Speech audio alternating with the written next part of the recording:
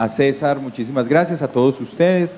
Como saben bien, la logística en Colombia es un asunto de alta complejidad. Nuestros compañeros que vienen del extranjero se sorprenden un poco por la naturalidad con lo que los colombianos esperamos en las salas de espera.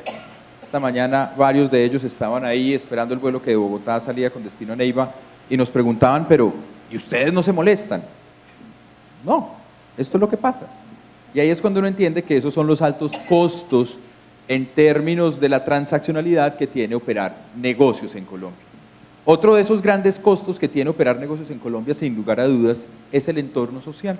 Y por eso en esta conferencia de Ascolpa ha habido una clara directriz por parte del comité directivo en hacer un foco, en hacer un énfasis en lo que esta linda región de Colombia tiene para enseñarnos a todos los que provienen de la misma y los que venimos de otros entornos y de otras realidades. Cómo en esta región del país se ha vivido de una manera particular, de una manera muy específica, la situación asociada al conflicto armado de Colombia. Pero cómo en medio de ello y en medio de la esperanza que nos abre este post-conflicto, hay historias, hay ejemplos, hay empresarios que han sido capaces de hacer empresa. No sin costos, no sin dificultades y en consecuencia con muchísimas lecciones. Me honra entonces estar en este escenario con César Augusto Montealegre, quien se encuentra conmigo a mi mano derecha. Él es contador público y empresario y es hoy uno de los colombianos que hacen parte de un proyecto civil de mucha significación que se denomina Reconciliación Colombia, el cual, en el marco del conflicto armado que ha vivido el país, genera opciones para adelantar procesos de diálogo, así como acciones de perdón y reconciliación en las regiones desde su perspectiva y de su enfoque empresarial. Posteriormente, como ya lo anunció Giselle, se nos estarán incorporando rápidamente a este escenario Armando Cuellar. Armando Cuellar es un empresario de mucho reconocimiento en el departamento del Huila. Él estudió Ingeniería Agrícola, Tecnología Agropecuaria, Administración Agroindustrial, con diferentes posgrados en Alta Gerencia, Dirección Financiera y Desarrollo Organizacional y una maestría en Administración en la Universidad Surcolombiana. En este orden de ideas tiene una larguísima trayectoria laboral que inicia en un escenario poco común para la mayoría de los estudiantes que nosotros tenemos en nuestros programas de formación, pero que da cuenta de esa evolución tan significativa de su carrera personal y profesional. Inició como conductor de servicio urbano e intermunicipal, posteriormente laboró como asesor sindical, docente en el Colegio Manuel Asensio Tello de esta ciudad de Neiva, gerente de la Central de Transportadores del Espinal y ha trabajado en diferentes organizaciones tales como Ultrahuilca, la Caja de Previsión Social de Neiva y ha sido director de Penal. A partir del año 1999 es el gerente de Comotor. Para quienes recorremos estas carreteras del sur del país, es una de las marcas más visibles, estos buses de color azul que recorren la geografía de esta linda región de Colombia.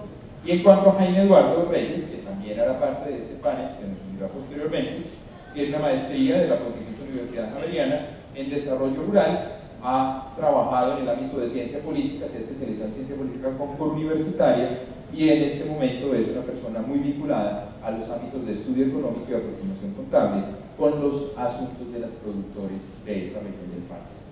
Pero entremos en materia, el tiempo es corto, vienen otros paneles y son muchos los asuntos que tenemos por tratar. Yo le decía a César, no me juzgue por las preguntas, no soy periodista, júzgueme por la síntesis que pueda hacer de las ideas que ustedes nos expongan. Así que César, bienvenido, un poco, cuéntenos de su historia, cuéntenos de qué es hacer empresa en esta región del país, en el marco de este momento social que a usted le tocó vivir, esas historias de vida que tantas lecciones le dejaron, con el propósito de poder nosotros aprender para poder inculcar y enseñar. Muchas gracias. Bueno, primero que todo, las gracias a todos ustedes por asistir a este evento, que es muy importante, pienso yo, para nuestro país. Precisamente estamos en la época de grandes cambios y yo creo que la parte empresarial necesariamente tiene que buscar la forma de cambiar. Vuelvo y repito, mi nombre es César Augusto Montealegre, venimos de la Puerta de Oro de la Amazonía, Florencia, Caquetá, y nos sentimos muy orgullosos de nuestra tierra, porque no solamente ha habido guerrilla, sino grandes empresarios, grandes intelectuales que los tenemos acá, de verdad que para nosotros es un orgullo.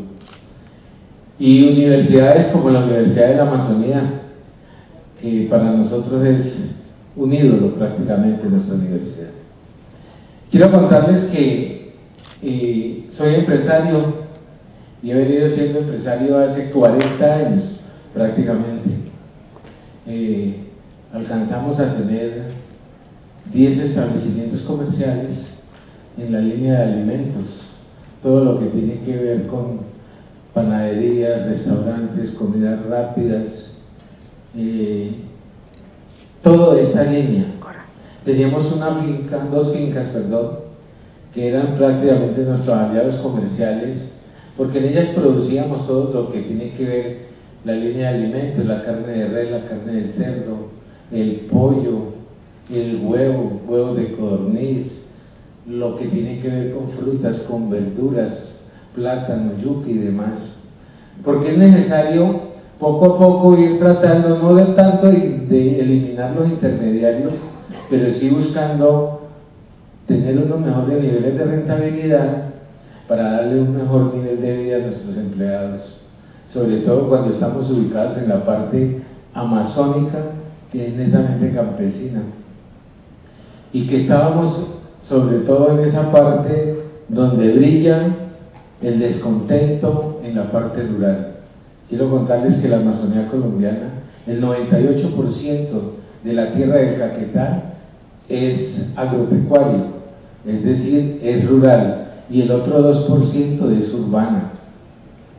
Desafortunadamente, a raíz de estos problemas de violencia, de la guerrilla, de la inoperancia a veces de nuestro mismo Estado, de las necesidades de las comunidades, se vino tejiendo lo que se ha tejido durante 50 años, que fue la guerra prácticamente, que tuvimos que pagar algunos que no teníamos que estar en el cuento, porque lo único que hacíamos era generar empleo, trabajo, para que nuestras familias y las familias de nuestros conciudadanos pudieran vivir mejor.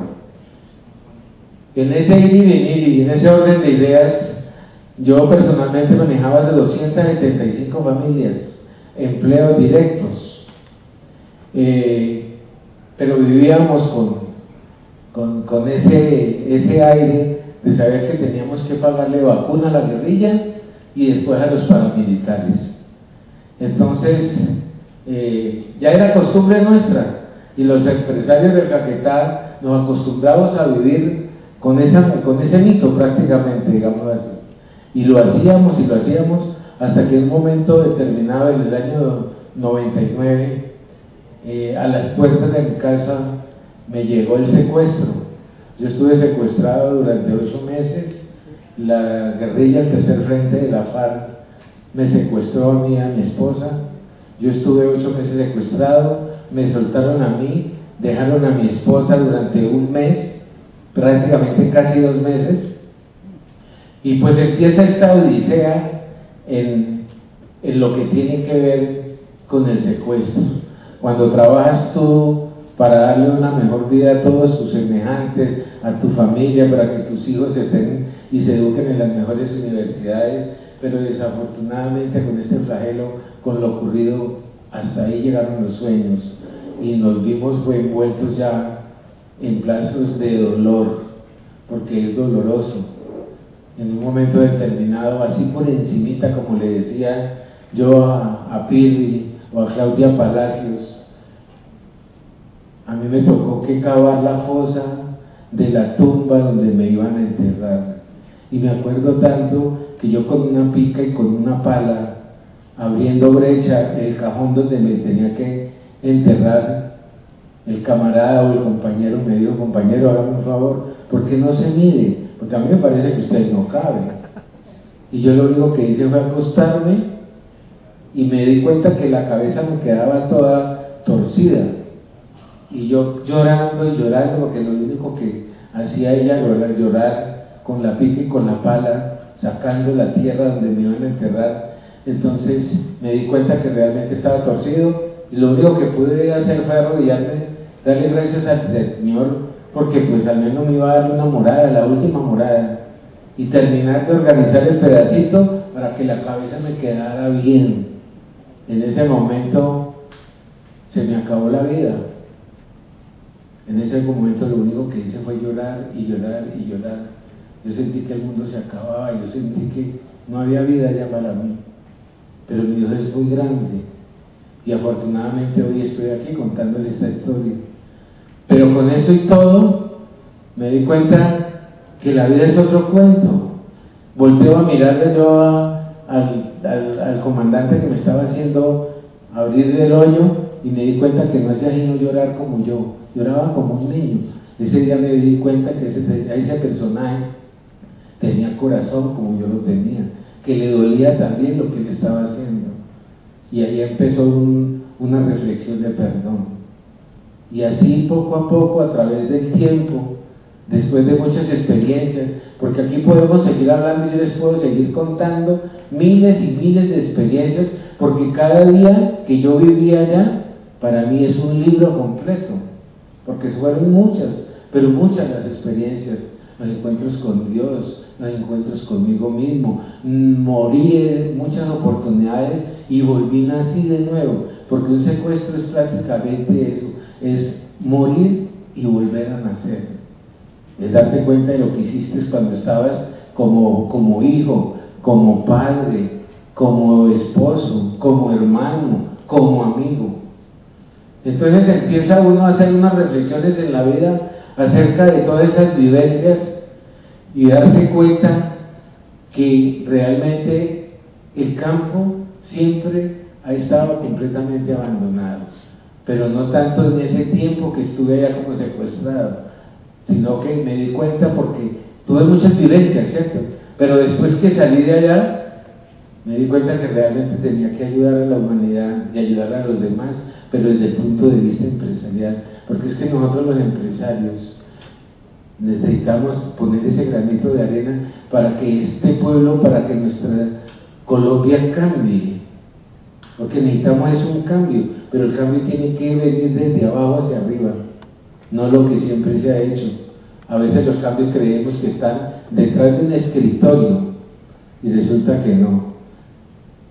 A raíz de esto me puse y hice varias tecnologías en producción pecuaria, en administración pecuaria, y me puse a meter más de lleno con la finca, en la parte turística, y así poco a poco nos hemos podido dar cuenta que hay una cantidad de cosas que nosotros a veces ni siquiera las conocemos, porque no las hemos vivido, porque mirar las cosas de a lejos es muy diferente a tenerlas ya, las vivencias aquí encima, cuando sentimos la muerte encima, cuando sentimos las necesidades de nuestros semejantes, cuando a veces decimos, es que la guerrilla o los paramilitares realmente son únicamente los victimarios, pero realmente no solamente son ellos. A nosotros nos victimiza como comerciantes hasta la Cámara de Comercio, por Dios, el Estado colombiano. Yo salí de la guerrilla, salí de allá de estar secuestrado y a los 2 meses llegaba el DAS a mi casa delante de mis niñas y me sacaron como un vulgar preso porque no había pagado del IVA del tiempo que estuve secuestrado. Después se me vino el SENA y me multó a 18 millones de pesos porque como tenía 275 empleados no pude tener los 12 aprendices que me exigían. Se me vino bienestar familiar, confamiliar. Es decir, hay una serie de cosas que necesariamente tenemos que cambiar, ¿sí? En la parte estatal, en la parte jurídica, por ejemplo, al Estado, nuestro Estado colombiano también merece que lo perdonemos de muchas cosas. ¿Por qué? Porque no existe la suficiente jurisprudencia hoy en día para casos como el mío. A pesar de todo esto, me cogí y me llevé al señor que me iba a acabar, me iba a matar, que me hizo cavar la tumba y lo duré trabajando conmigo en el campo, casi 8 años lo tuve trabajando conmigo. César, hagamos la pausa. Hagamos esto como por capítulos, porque ya está con nosotros Armando Cuellar y me gustaría que eventualmente podamos hacer como un retrato en paralelo. Ya aquí hay pues una extensa lista de situaciones que usted ha vivido que tienen importantísimas lecciones y ya empiezan a ser evidentes en sus palabras, pero me gustaría dar la palabra a Armando, darle la bienvenida estamos en este encuentro de decanos de las facultades de administración del país, estamos hablando desde esta región del país de las lecciones que nos ha dejado ser empresario en medio de las dificultades propias del conflicto social que vivió Colombia. Armando, bienvenido, y me invitaría a que nos cuente un poco cómo ha sido como ese trasegar suyo como empresario a lo largo de este tiempo, y haciendo un poco el paralelo con César, cómo se vive en carne propia esa realidad tan de nuestro país, inclusive en un sector que usted conoce también como es el sector de transporte. Gracias por la invitación a decano de la facultad, a la Universidad Surcolombiana. Al fin y al cabo, es mi casa también, soy egresado de la Universidad Surcolombiana, estudié Ingeniería Agrícola, Administración Agroindustrial, Tecnólogo Agropecuario, especialista en alta gerencia y magíster en Administración de la Universidad del Valle. Toda la carrera, quiero decirle que inicié a comienzos de los años 80 como conductor en el servicio urbano. Combiné mi trabajo al volante, lo combiné con estudio en la universidad. O sea, la mañana estudiaba en la universidad y por la tarde corría el volante de la 1 de la tarde hasta las 11 de la noche. Al otro día vuelvo a la universidad y de esta manera me permitió como conocer el oficio. O sea, no llegué a ser gerente de la empresa por casualidad, sino que fue toda una experiencia. Hernando, el profesor Salamanca, veo una de las caras de acá de la universidad y me siento orgulloso de ser egresado de la educación pública como la Universidad Surcolombiana y la Universidad del Valle en la maestría. Llevo de gerente de la compañía, cumplí el pasado 10 de abril, 18 años de gerente de la organización Comotor. Es un grupo empresarial donde la holding es una cooperativa de transportadores. Yo sé que para muchos las cooperativas tienen otra forma de ser, pero nosotros operamos como una empresa porque el concepto de cooperativa, beneficio, beneficencia ha desaparecido. Nos desarrollamos nuestro negocio, operamos en 15 departamentos de Colombia, todos de zona roja, afectada por el conflicto interno. Viajamos desde Puerto Asís en el Putumayo hasta Medellín al norte, pasando por el Huila, Tolima, todo el Bajo Magdalena, a Neiva, al Eje Cafetero, a Cali. O sea, nosotros no tenemos un departamento donde no transitemos que en su momento no fuera afectado por el conflicto interno armado que padece a Colombia. El conflicto interno, desarrollar negocios dentro del conflicto interno es bien difícil y este sector económico es muy sensible, el nuestro. Nosotros transportamos mercancías y pasajeros, los transportamos por estos 15 departamentos, a Bucaramanga, vamos a Bogotá, al Eje Cafetero, en fin, cubrimos el departamento del Huila plenamente, el Caquetá y el Putumayo. No es fácil, porque durante todo este tiempo nos quemaban los carros, nos amenazaban, pero sin embargo seguíamos adelante. Muchas veces la guerrilla salía hacia un retén y nos quemaba carros de último modelo, 3, 4 carros. Yo al otro día le mandaba 10. Nunca, pese a que tuvo toda la amenaza de la guerrilla, seguíamos adelante, porque no desfallecíamos y también nos ganamos un respeto. En el año 2014, nos quemaron 10 carros en 5 meses, era casi 2 carros por día. Zonas donde no era posible, nos suspendían los despachos porque nos tocaba cerrar las oficinas, como en Algeciras, en la Argentina, Huila. En el norte del Huila llegó un momento en que no podíamos ir a San Andrés Tello, Baraya. La vida mía pues estaba de paso amenazada, pues con escoltas, con todo, pero así, ya que para un atentado en la guerrilla y lo de los escoltas es lo de menos, andar con el carro armado también hasta los dientes, pero no transmitiendo el miedo al equipo de la empresa, sino poniéndole la cara y estar saliendo, estar moviéndonos, porque siempre está dentro del objetivo de la guerrilla de poder hacer un atentado. Nos lo hacían acá en Neiva, en los parqueaderos teníamos los vehículos y nos colocaban los petardos para quemarnos los vehículos. Nosotros trajimos los primeros vehículos doble piso que rodaron en Colombia hace 50 meses. Carros valen 1.000 y pico millones de pesos. Pero pese a eso, nunca desfallecimos, fuimos adelante. Y por eso también cuando el gobierno nacional del presidente Juan Manuel Santos inició el proceso de conversaciones en La Habana, también nos alegramos. Porque es que es fácil hacer la guerra desde Bogotá y es fácil hacer la guerra desde las oficinas y los apartamentos. Pero cuando nosotros tenemos el patrimonio nuestro rodando y dándole vueltas por las carreteras, por las veredas, por las calles, por las vías, que no cuentan con seguridad porque el Estado no facilita tener cada kilómetro un soldado. Por eso también fuimos los más entusiastas. Y nuestro eslogan cuando el proceso de paz es el tema de que todo lo hemos dado por la paz.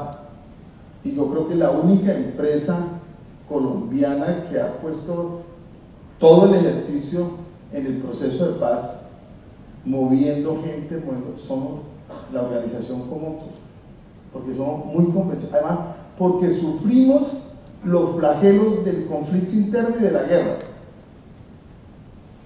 Y hoy más que nunca, lo que invitamos a la ciudadanía es a que aquí no es el tema de la FARC, ni es el tema de Santos. Acabo de terminar un consejo directivo en mi organización y le decía a ellos lo que le digo a usted: hoy hay que defender el acuerdo de paz por encima de todo, porque es que ese proceso, el acuerdo de La Habana no es un tema solamente de Santos y la FARC, sino que es un tema que implica que ya es de la ciudadanía en general. Nosotros no podemos regresar a las oscuras noches de la guerra en este país, de los falsos positivos, de los desaparecidos, de las bombas, y de eso no podemos, que se regrese a esas horribles noches que la hemos sufrido. Yo desde muy joven, en la universidad, en esta mi universidad, cuando era estudiante, fui miembro del Consejo Académico en el año 78 de la Universidad Surcolombiana. Aquí entraban los que manejaban la motosierra dando tiro a la institución fuerte, estudiantes desaparecidos, toda esa situación. Hoy el conflicto ha disminuido, claro, hay otros actores delincuenciales, hay otros, pero mire, lo que le vale al país hoy en inversión en el conflicto es 750.000 millones de pesos, ni siquiera 1 billón de pesos. Pero a nosotros nos toca aportar entre todos para la caja de fondada que tiene el Estado de las pensiones. Estamos aportando casi 40 billones de pesos todos los ciudadanos en el presupuesto nacional. El presupuesto nacional son 750.000 millones de pesos para el manejo del posconflicto que va en ese momento. Pero ese acuerdo hay que reivindicarlo no desde el punto de vista solo de la amnistía, que si al guerrillero le van a pagar. Yo le decía, mire, es preferible que si a un guerrillero le van a pagar 1.500.000 que lo paguen, o 2 millones de pesos. Preferible tenerlo en una universidad en alguna parte produciendo y no echando tiros y colocando bombas y secuestrando, porque es que el que no ha vivido esas situaciones horrorosas como el secuestro, es fácil hablar de que esto puede regresar. Todos recordamos que la reforma agraria en este país se viene hablando en 1930, desde el gobierno de Olaya Herrera, la revolución en marcha de López Pumarejo, en la década del 60 Alberto Lleras y Carlos Lleras, el acuerdo de Chicoral que acabó con las intenciones de reforma agraria, y el conflicto interno se genera en la tenencia de la tierra en este país. Le quiero decir, si esos acuerdos se desarrollan como están plasmados allí en esas 297 páginas, va a ser la reforma agraria más grande que va a tener Colombia. ¿Y eso de quién es? Pues de los campesinos, del ciudadano, y la inversión en vías terciarias, toda esta situación.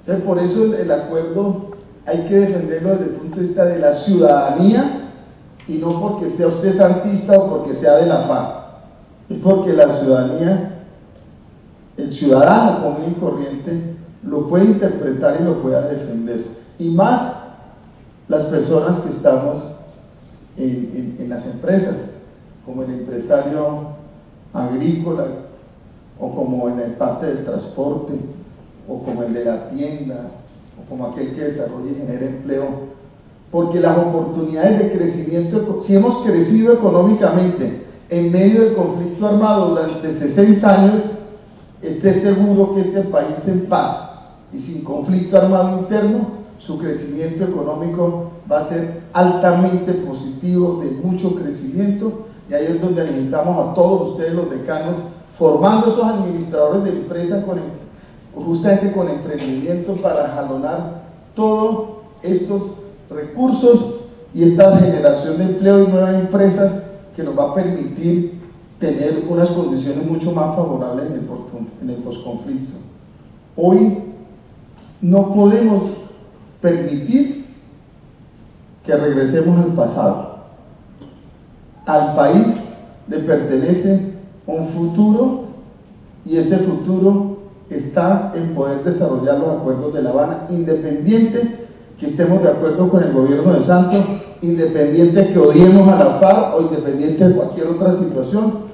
Hay que defenderlo porque es el tema de la nueva Colombia, de los nuevos espacios, y vamos justamente desde la academia. Estos son los escenarios para discutir esas partes. No hay que aportarle más muertos a este país, no hay que aportarle más personas afectadas por la guerra, mutilados, porque ya han sido suficientes con los desaparecidos. Hermano, venga que si usted me está poniendo unos temas muy interesantes. Yo aquí veo dos visiones.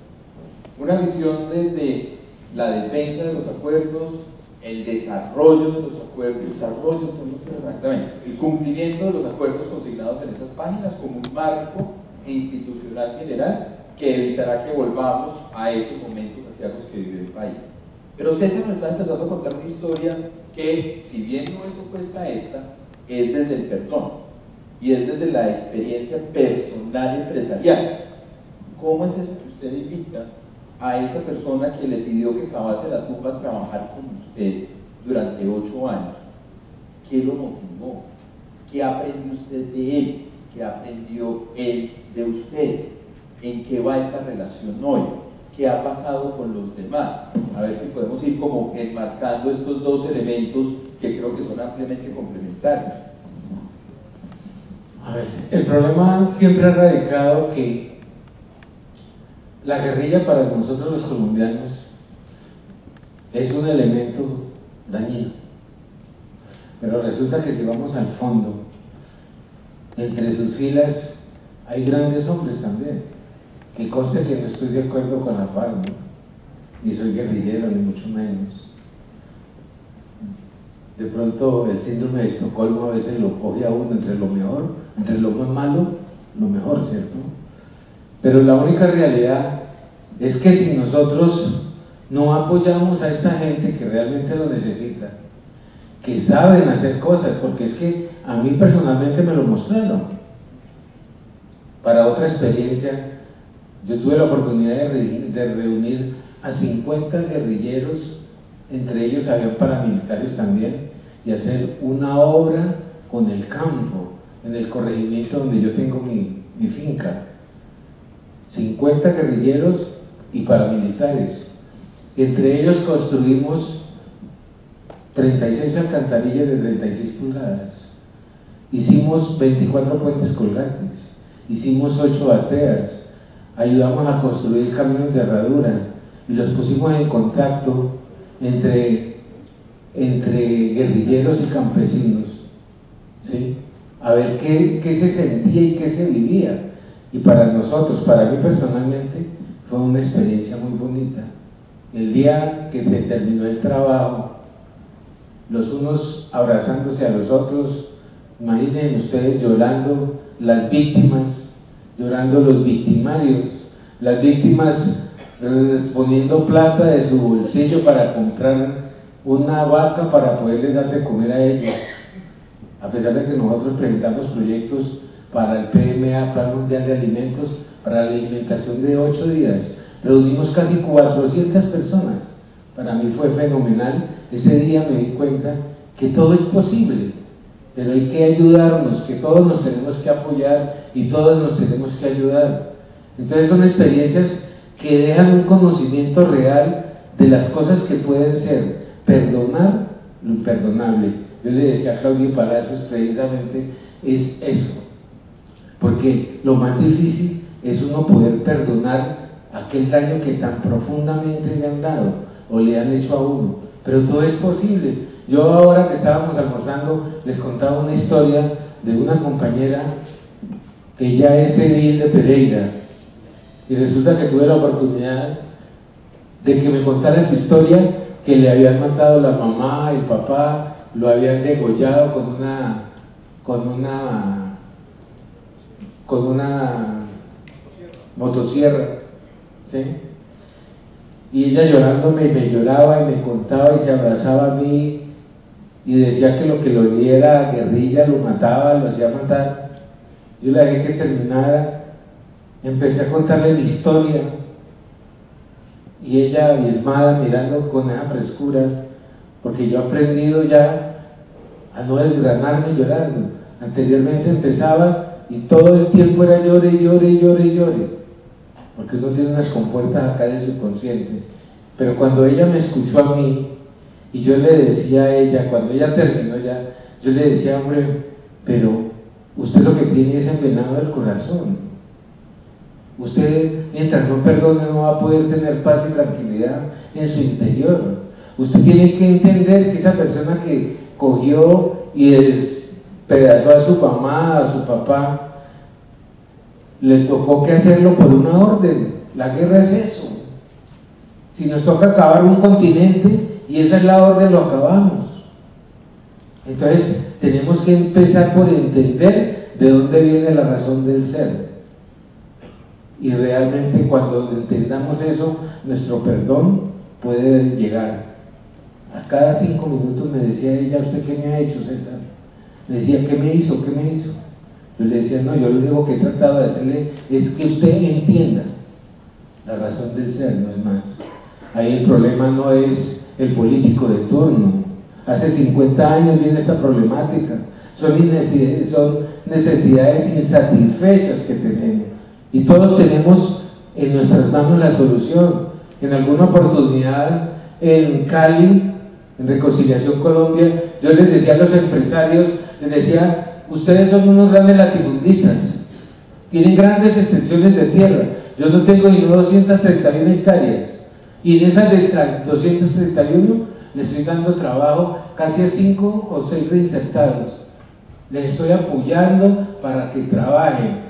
No, que es que me da miedo que se queden con mi tierra. Pero ¿por qué? Escoja a su gente. Camine, vamos a sembrar plátano, yuca. Ponga su mano de obra, yo le pongo la tierra. Distribuyamos las utilidades. La mitad para usted, la mitad para mí. Y todo es posible. Pero tenemos que aprender a creer también en nuestra gente y a creer en lo que podemos hacer. Armando, escuchando un poco el comentario de César, como su modelo de negocios de cara al futuro en este nuevo entorno institucional en que nos estamos moviendo fruto de esos acuerdos en La Habana, ¿va a cambiar o va a ser el mismo?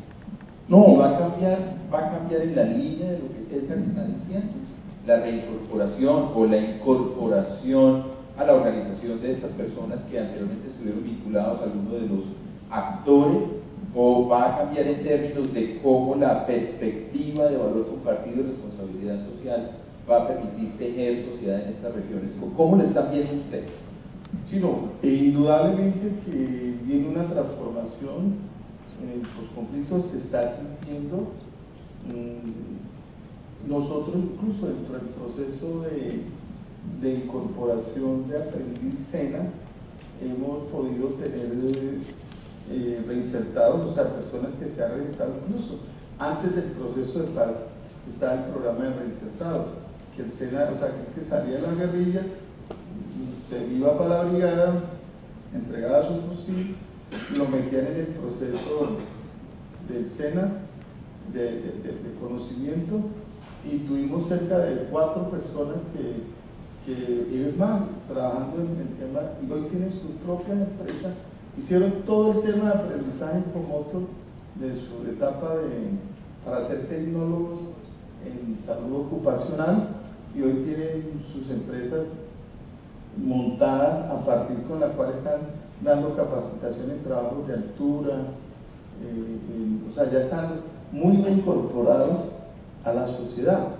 O sea, esa labor que el SENA está haciendo de entregarle esa persona reinsertada, lo hemos podido vivir y lo hemos podido captar a partir del proceso con el SENA, que ellos le transmiten un conocimiento a aquella persona que porque por lo general son muchachos que entraron a los 10 años en la guerrilla y lo único que saben es echar plomo, pero allí les han dado una transferencia de conocimiento, y mientras la empresa los hemos incorporado, permiten que se pueda entregar un hombre mucho más social, porque el tema de la gente es que no le voy a dar empleo al reinsertado, no, al guerrillero reincorporado hay que integrarlo a la vida civil y a la actividad política, que se lideren en acciones comunales y se incorporen, y muchas de esas personas van a venir a las universidades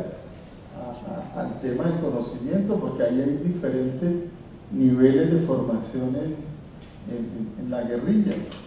Entonces va a haber esos cambios en la empresa, va a haber un cambio en el entorno, y es que es mucho más fácil y mucho mejor y mucho más dinámico hacer negocios en paz que hacer negocios en medio de la guerra. Pero si nosotros hemos crecido en medio del conflicto, hemos podido crecer esta organización, nuestra empresa, mucho más lo vamos a poder hacer con un ambiente de paz y con unas condiciones. Hoy incluso no tenemos, toda la operación llega al último rincón. Por ejemplo, acá en Planada es una meca de la guerrilla, nosotros llegamos por 3 caminos diferentes allá, y allá hay un centro de edad de los que se crearon, y allá llegamos con nuestros carros, con nuestros mixtos, con nuestras camionetas, y el guerrillero que se reincorpore aquí un conocimiento y lo podamos tener laborando en la organización, excelente.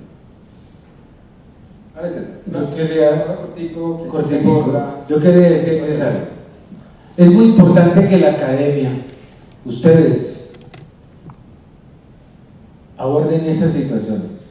En alguna oportunidad, cuando se creó la ACR a nivel nacional, Alejandro, el director, tuve la oportunidad de hablar con él. Ya tenía vínculos, ya estaba trabajando el exguerrillero que vivía conmigo prácticamente en la finca, y lo escuchaba a él, y él me decía, bueno, resulta que yo me di cuenta que él estaba estudiando, porque él me faltaba los sábados tenía que ir a estudiar al colegio a terminar el bachillerato, primero la primaria y después el bachillerato. Pero yo le escuchaba a él y él decía, pero es que nos metieron una psicóloga, pero esa psicóloga, Dios mío, ella de esto no sabe, ella no sabe qué es la guerra, ella no sabe cómo es que nos tratan o cómo nos trataban, por qué nos desertamos, por qué tal cosa, cómo vivimos las familias, qué queremos, porque es que la verdad es esa. La verdad es que desconocemos completamente cuáles son las vivencias de esta gente. Entonces yo le dije a Alejandro, yo le decía a Alejandro, Yo creo que esos reinsertados lo ideal es que los metan a la academia, que saquen unos psicólogos, que sean ellos los que aporten, porque ellos realmente sí conocen las necesidades de las personas que están allá. Y efectivamente lo hicieron, y ese ha sido exitoso en la parte de administración. El campo tiene que ser una empresa, por Dios, y así como tal lo tenemos que meter a nuestros ciudadanos, al campesino. El campo se está volviendo viejo.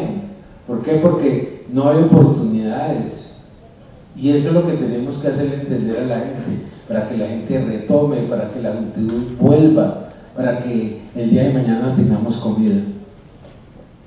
Yo quiero aquí plantearles dos preguntas muy concretas para que vayamos redondeando, porque nosotros podríamos quedar días y días hablando, y con toda seguridad varias personas tendrán mucho interés en hacerles preguntas. Cuando uno escucha desde los escritorios, como ustedes dicen, porque nuestro trabajo es en escritorios y en muchas ocasiones alejada de estas situaciones que ustedes han enfrentado, siempre se dice que hay un gran reto en estas zonas, y es cómo incorporar capacidades modernas, cómo incorporar tecnología, cómo incorporar capital para que ese campo sea productivo. Y ahí es donde algunas personas afirman pueden ser mucho más eficientes las grandes empresas, los latifundistas del Valle del Cauca, a los que usted hacía referencia, César, en términos de hacer que la incorporación de estas zonas a la economía del país sea una incorporación competitiva. ¿Qué significa competitiva?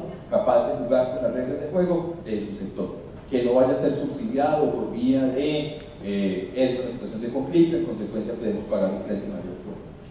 Por otra parte, y tomemos un ejemplo cercano a la región, Cajamarca votó en contra del proyecto de explotación aurífera de Androbol Achán, y la contrapropuesta es: vamos a fortalecer la economía campesina de base, vamos a fortalecer el pequeño productor.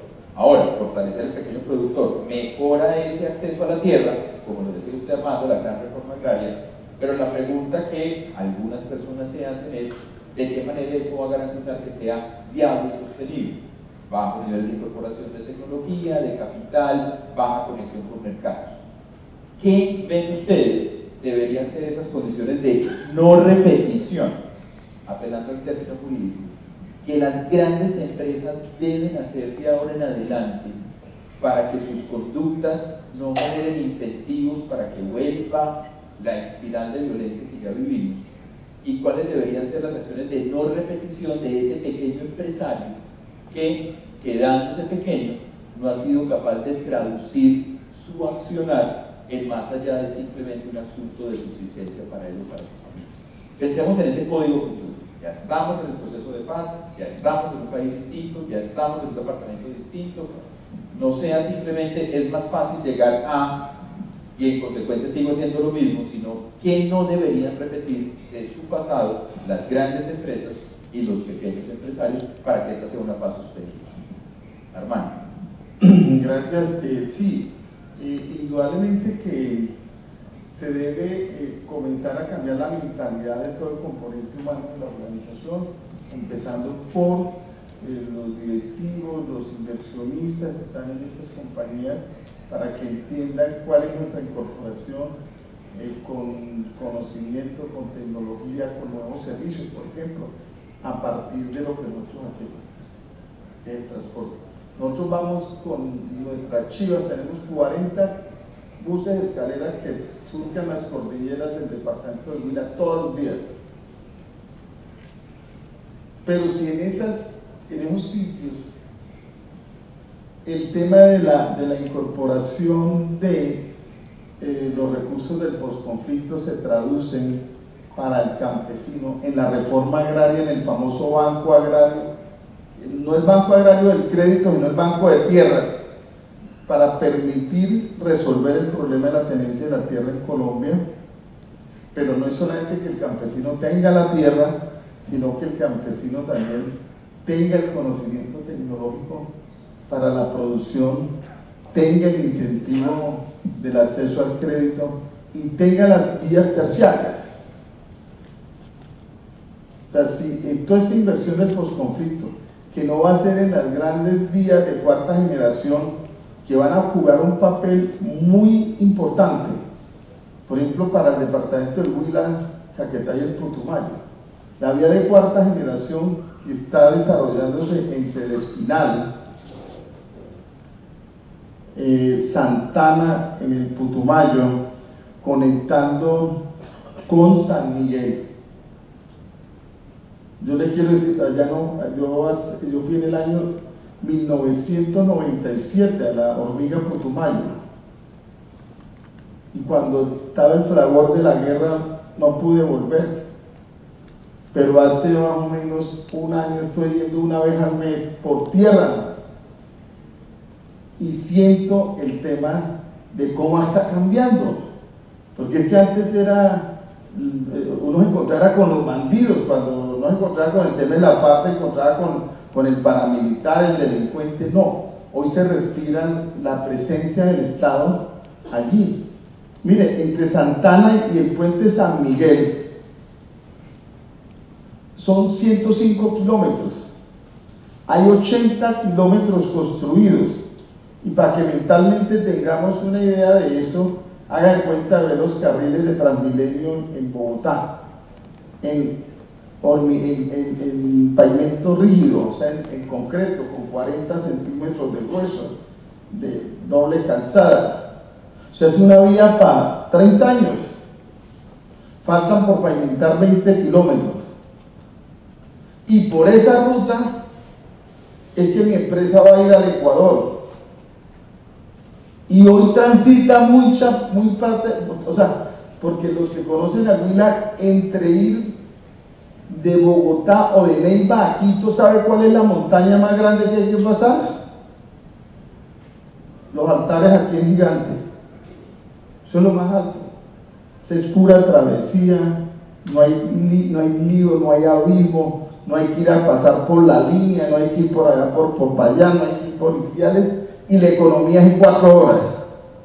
O sea, el que salga de Bogotá para Quito por esta vía se economiza 4 horas de recorrido si la hace Ibagué, Cali, Popayán, Ipiales por el otro lado, con toda la montaña que representa todo este sector. Aquí la montaña más alta de pasar es los altares acá en Gigante, Fernando.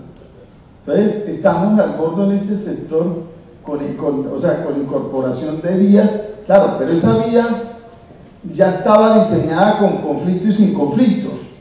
Aquí lo que necesitamos es las vías que van de esa verde a la cordillera, allá arriba aplanadas, allá a la Alpujarra, allá al otro lado, para que ese campesino que va a tener acceso a la tierra, va a tener acceso a la tecnología, al conocimiento de una producción sostenible, y tenga posibilidades también al crédito blando para la producción, pueda también acceder a las vías principales, a las vías terciarias, que se convierten en este periodo en el tema más importante para desarrollar el campo.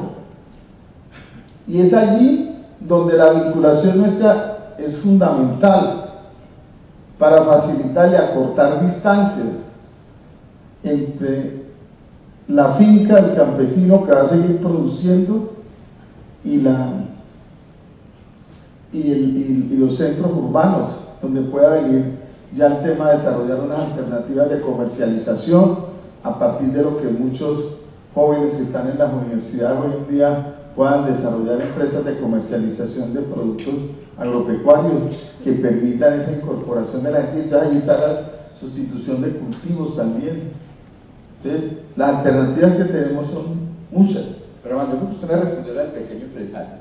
Por eso usted le cambió la pelota. ¿Quién no debe ser el gran empresario? ¿Usted qué le diría a eso? Yo qué le diría. Mire, yo... Y de Antioquia y de Dinamarca y de todos estos departamentos. Yo hago parte del FONSA, de las directivas del FONSA a nivel nacional. El FONSA, que es el Fondo de Solidaridad Agropecuaria de Colombia. Y nos hemos podido dar cuenta que resulta que créditos se le han hecho a los campesinos, claro. Y cada vez que hay una invernada, hay créditos, cantidades de dinero se saltan. Eso es cierto, crédito nunca ha faltado. Pero resulta que el campesino no tiene la tecnología, nos falta con la academia la extensión rural realmente, que el campesino tenga elementos para poder trabajar, pero no solamente materiales, sino también en conocimientos. Pero a veces les damos, y todos son ONGs, capacitaciones, capacitaciones y capacitaciones. Y ustedes escuchan a un campesino y es estoy cansado o mamado, y perdón la expresión, de capacitaciones y capacitaciones. Resulta que un campesino se pone a producir carne de pollo en canal, va y compra concentrados y los altos costos lo único que hacen es que pierda plata. Van a producir porcinos, la misma historia. Entonces, ¿qué hay que buscar? Es con la academia buscar nuevas tecnologías que ya las hay. Nosotros en el Caquetá lo estamos haciendo con sistemas silvopastoriles, por ejemplo, ¿sí? Para producir alimentos alternativos que tengan las mismas capacidades nutricionales para cada especie y donde el campesino pueda ser competitivo en cualquier mercado, porque estamos esperanzados a que se viene la plata, pero resulta que la plata, ¿qué va a ser plata si el campesino no tiene cómo poder competir? Es fundamental esa parte, ¿sí? Y esto no trata solamente de perdonar, esto trata que todo vaya de la mano, una cosa conjugada con la otra, para que las cosas se nos den. Es darle las herramientas necesarias a nuestros campesinos, a la juventud campesina, porque es que ya, les decía ahora rato, el campo se está volviendo viejo, y es necesario precisamente que todos los empresarios aporten ese granito de arena, crean, por ejemplo, en este momento todo el mundo se está muriendo por la boca, ¿cierto?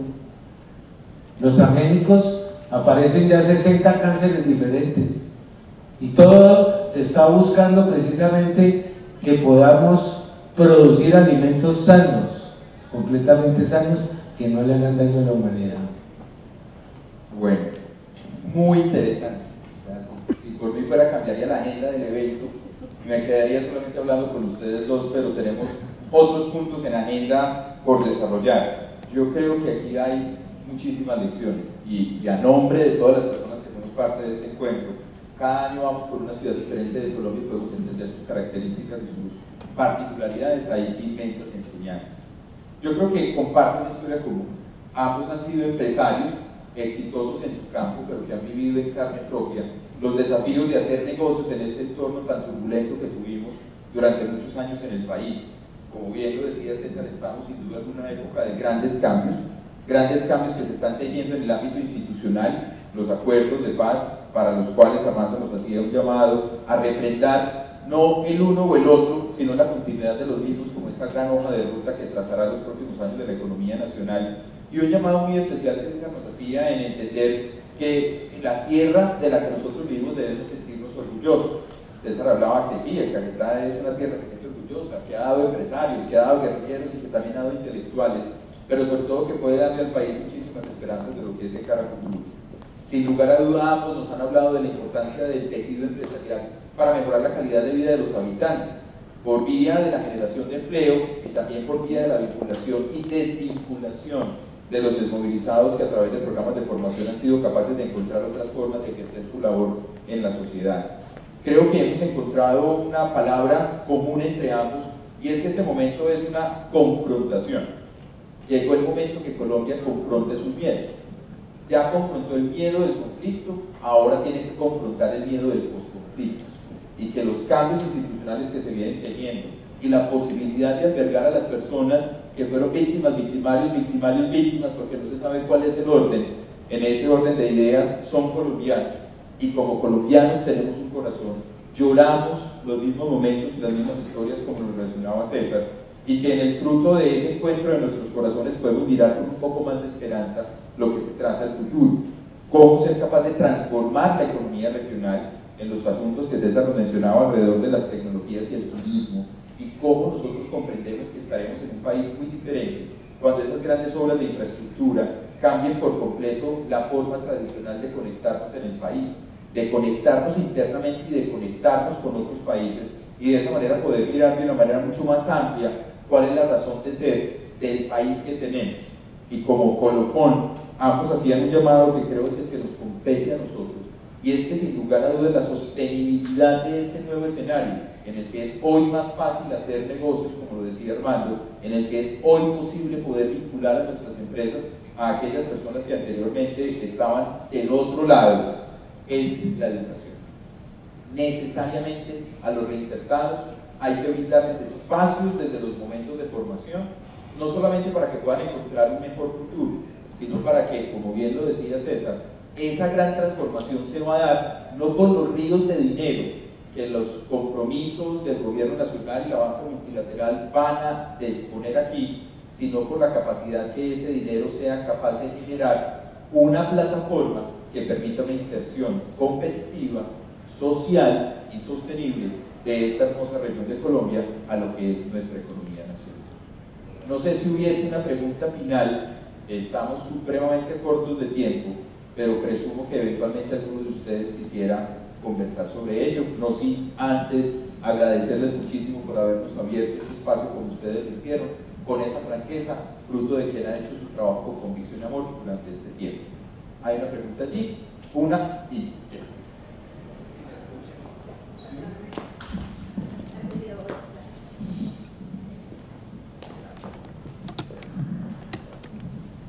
Buenas tardes, muchas gracias. Pues yo quisiera, antes de que el señor César y el Armando se fueran, nos orientaran un poco a nosotros desde la universidad. ¿Qué es lo que ustedes pueden visualizar que nosotros podemos hacer para lograr todas estas ideas que ustedes tienen?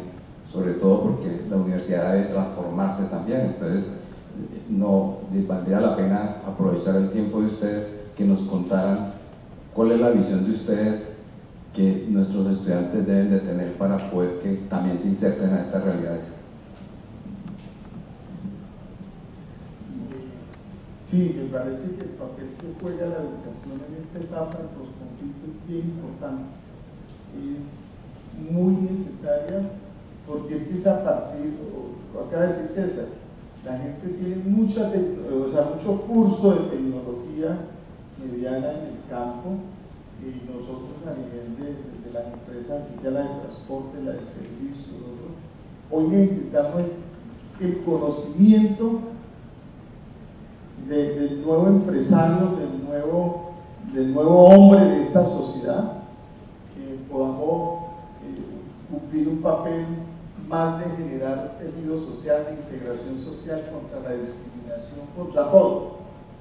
Yo creo que aquí el temor, el papel que juega la universidad es que nos permita generar un hombre nuevo a la sociedad, sin las taras y los perjuicios que nos creamos nosotros en estos años anteriores, que podamos acabar esa polarización que existe en la sociedad.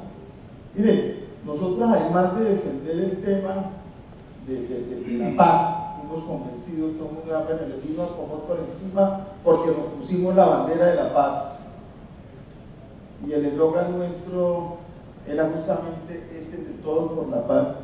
Nosotros lo que tratamos desde la empresa es generar un hombre socialmente íntegro también a la sociedad, que el colaborador nuestro sea un líder, una persona que pueda cumplir un papel en su barrio, en su vereda, donde está. Por eso también aquí en Huila, los que son de Huila, nosotros, por ejemplo, la comunidad LGTBI impulsa su reinado, y así como nosotros, como otro aporta el transporte oficial de las reinas del Pambuco, el del reinado de los LGTBI también. Y usted encuentra 50 patrocinadores y el único que pone la pancarta hacia acá es Comoto, porque lo hacemos con la convicción y de la integración social, y con la comunidad, con el tema religioso, con el tema del libre pensador. El papel de la universidad en la generación del hombre nuevo es fundamental, y hoy tenemos más acceso al conocimiento de la humanidad. De pronto cuando yo estudié aquí en la universidad, el computador era inmenso, era un computador y era con con las otras 4 no. Oye, un celular ahí tiene toda la capacidad de recoger. Entonces, si logramos aprender algo nosotros, lo que nos toque a ustedes los decanos, una invitación a que todavía en la universidad cambiemos el profesor de la ficha a la memoficha y el otro, para que transmitamos conocimiento.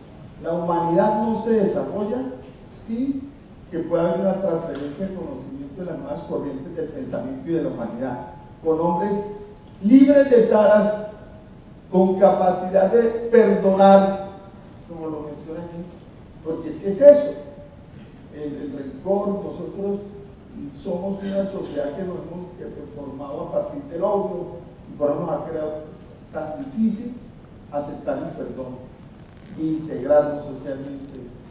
Y eso es el papel que tiene que jugar la academia en la generación de un hombre nuevo en una etapa por fuera de la guerra, por fuera del conflicto, por fuera de los mutilados, por fuera del falso positivo, por fuera de los desaparecidos.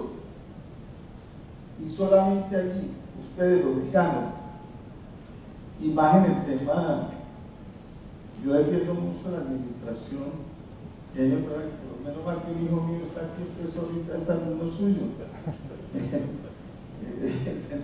El menor de mis hijos es estudiante y defiendo la universidad pública. La mamá dijo que para la universidad privada, no señora, la universidad pública tenemos que defenderla. No, pues con el perdón de los decanos de la universidad privada que estén aquí. Pero soy un defensor a ultranza del tema de la educación pública en términos generales. Y mi hijo empezó administración de empresas, que es la mejor carrera del mundo.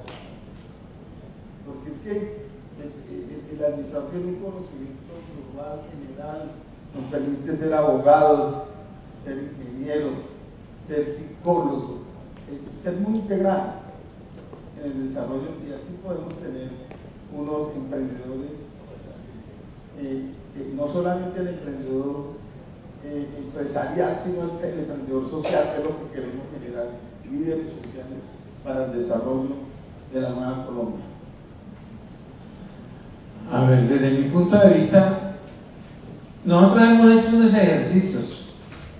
Resulta que nosotros creamos una asociación, se llama Suaviproagro, es Asociación de Agricultores y Productores Agropecuarios de Florencia, con el ánimo de ayudar a las comunidades. Tenemos en este momento 70 familias y hemos venido haciendo una labor casa a casa, familia a familia, hijo a hijo, y nos hemos podido dar cuenta que nosotros necesitamos demasiado de la academia, de ustedes, y en todas las carreras, porque resulta que el campesino de nuestro Caquetá, donde yo estoy ubicado, la finca está ubicada, es en el corregimiento Santo Domingo, hace parte del macizo de Garzón, tiene 37.727.12 hectáreas, tiene 850 familias, más o menos 4.800 habitantes que hacen parte, y somos riquísimos, riquísimos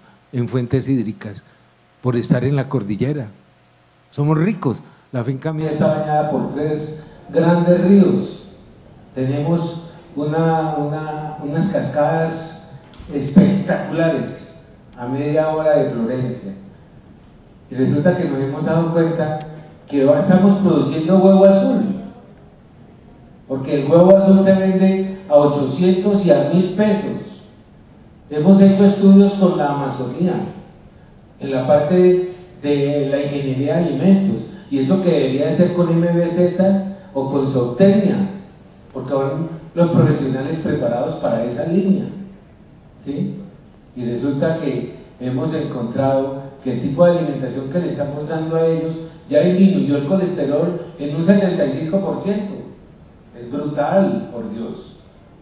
Pero resulta que nunca nuestra universidad ha hecho una extensión rural, hacen unos grandes estudios y van y los cuelgan en los anaqueles de la universidad, pero el campesino los desconoce. La administración de empresas tiene que enseñarle al campesino a decirle: venga mijo, ¿por qué usted ¿Es rentable? ¿Para qué es rentable que tumbe o hectárea y media de montaña en una cordillera para meter una vaca que no le da sino 5 litros de leche? Pero necesitamos que vayan allá, que reúnan a la gente. Eso lo estamos haciendo nosotros. En la parte de zootecnia, en la parte de contaduría, en la parte de administración de empresas. Yo tengo una hija que estudia 7º semestre de administración de empresas en la Universidad de la Amazonia. Me siento orgulloso, porque esa muchacha se la pasa en el monte también, ayudando a la gente y buscando la rentabilidad de la plata de la finquita. Ella es la que tiene que rebuscarse, pero para nosotros es un orgullo. Pero por fin nuestra universidad está entrando como en ese sistema, y es lo que necesitamos en toda Colombia. No sé si en las grandes ciudades pase lo mismo, pero necesitamos ese aporte, y no solamente con nuestros campesinos, sino con los reintegrados también, porque ellos de eso no saben un carajo. Nosotros necesitamos saber cuál es la relación costo-beneficio, cuánto invierto y en qué me estoy beneficiando. Por eso es que nosotros queremos buscar unos concentrados que sean alternativos, donde el campesino pueda ser competitivo, porque el resto nunca va a poder ser competitivo. Miren, nosotros estamos produciendo un concentrado a base de silo, cuchuyuyo, ore, mataratón, botón de oro, caña, leucadena, morera, estamos sembrando moringa, y nos sale a 121 pesos kilo, mientras el concentrado tradicional nos vale a 1.500 pesos kilo. ¿Será que con 1.500 pueden ser competitivos? No. Ahora, si ponemos a producir huevo de esa calidad con unos bajos costos, podemos competir con los huevos de las grandes multinacionales, por Dios, y vamos a hacerle un beneficio a la humanidad, y todos vamos a poder vivir en paz. Entonces yo invito cordialmente, ¿verdad?, a la academia a que se meta la mano en el corazón, no en el considere, y que aporte, que esos beneficios económicos que llegan de otras partes sean aplicados realmente con lo que se quiere, porque ese es el otro problema que se desvía. Si nos llegan económicamente recursos y van a crear allá en la alcaldía, en la gobernación, y presentan proyectos, y esos proyectos cogen camino para otras cosas, pues no le vamos a hacer nada, y esto no va a servir para un carajo, y me disculpan la expresión, pero nosotros pensamos así. De modo que yo los invito a que podamos hacer eso, y que si todos ponemos ese granito de arena, todo va a ser posible. Armando, César, muchísimas gracias, y a todos ustedes por este gran espacio de discusión.